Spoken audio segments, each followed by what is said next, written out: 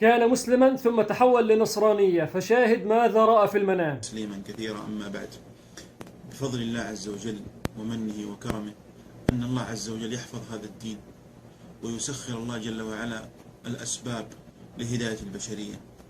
ومن ذلك قصة ذكرها لي أحد الإخوة عن رجل يعيش في الغرب، هو مسلم وعايش في الغرب، وتأثر من بيئة الكفر ودخل في النصرانية، ثم لما الله عز وجل أراد به خيرا رأى رؤيا في المنام كانت سبب رجوعه إلى الإسلام. ما هي هذه الرؤيا؟ رأى في المنام رجل يحمل ورقة مثل هذه الورقة، وقال له: أنت تركت الإسلام، وأشار إلى الورقة، وأردت النصرانية، تركت الإسلام. وبدأ يطبق هذه الورقة كما ترون الآن. قال: تركت الإسلام وهو شهادة أن لا إله إلا الله وأن محمدا رسول الله. طبقها هكذا: شهادة أن لا إله إلا الله وأن محمد رسول الله، وإقام الصلاة،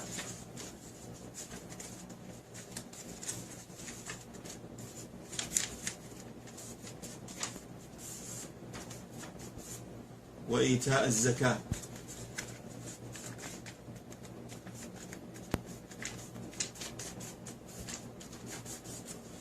الزكاة، وصوم رمضان،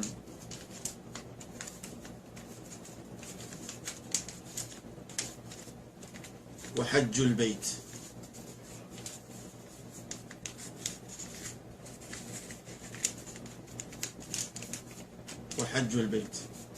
تركت الإسلام، وهذا تركت الإسلام دين التوحيد هذا الواحد، وأردت النصرانية دين الثلاثة. وبدأ يفك هذا الورقة هكذا: ثلاثة، وأردت الثلاثة، فمصيرك هو. وبدأ يقطع الورقة، هو هذا.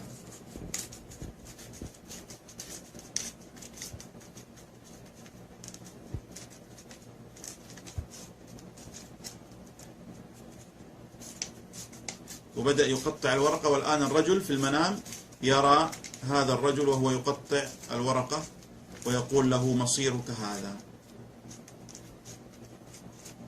مصيرك هذا. وبدأ يركب هذه الأوراق كما ترون الآن. انظروا هذه الأوراق،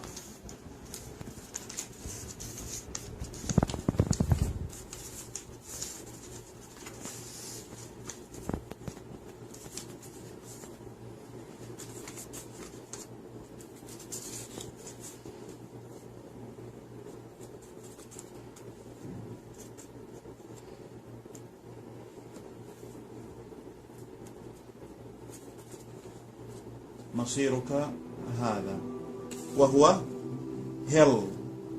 هل أي الجحيم. لماذا؟ لأنك من عباد هذا. فقام الرجل أشهر إسلامه على الفور، ورجع إلى الله عز وجل، وأنقذه الله عز وجل.